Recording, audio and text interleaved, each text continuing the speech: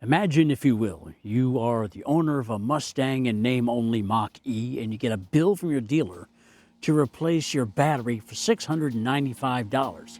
Sounds like a bargain, right? Problem, it's only your 12-volt battery.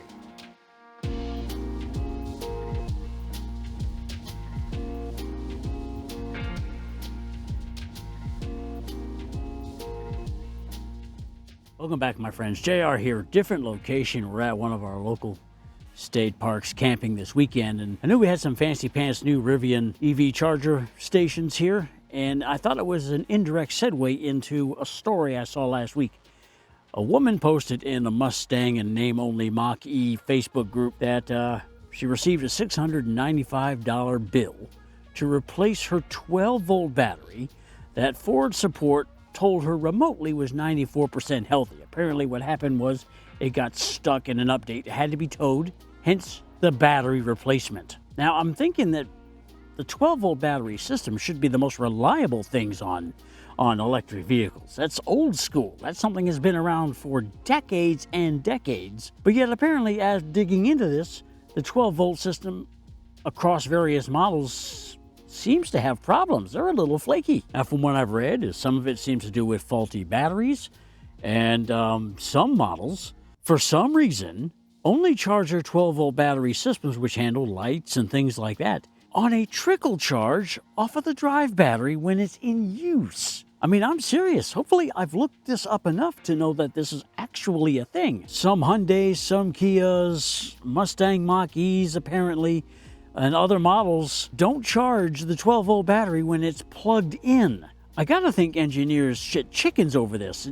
It boggles my mind. Who would think that a trickle charge would be sufficient to power the 12-volt system, to charge the 12-volt system in an electric car? I mean, imagine you're doing a lot of night driving in your EV for some reason. Your lights are on constantly. That's going to drain the 12-volt. You know, a little trickle charge off your drive battery, and that's supposed to maintain it.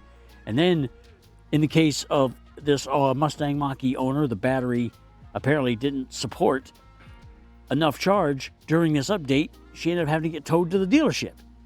But I think there's more than one thing going on here with this particular instance. Yeah, the battery, which Ford remote support told her, she says in her post, was 94% healthy. Should have only needed a charge.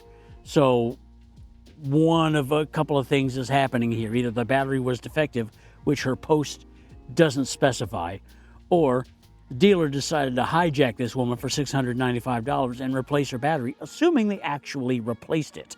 Why would this actually cost $700 to replace a 12-volt battery that private citizens have been replacing for nearly 100 years on their own? I would imagine it's because of the overthought engineering that's gone into the Mustang Mach E and other EVs.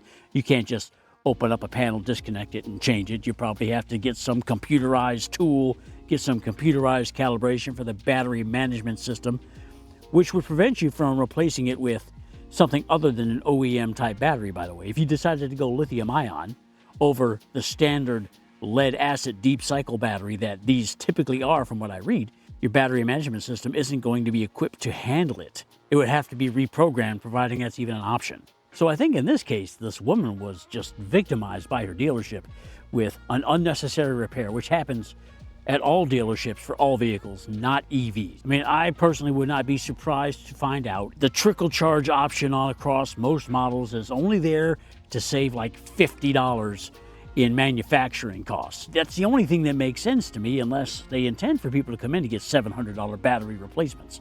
But this is one of those topics that can very easily be a deep rabbit hole, deep time suck. I've barely scratched the surface. I know if there's anything that I've mentioned that's incorrect, any information that's just wrong that I've said, please let me know in a comment. If you're part of the EV engineering industry, or if you know why they go with the trickle charge setup, I want to know. Let us all know in the comments so we all understand. But until next time, I'm JR, and I am out.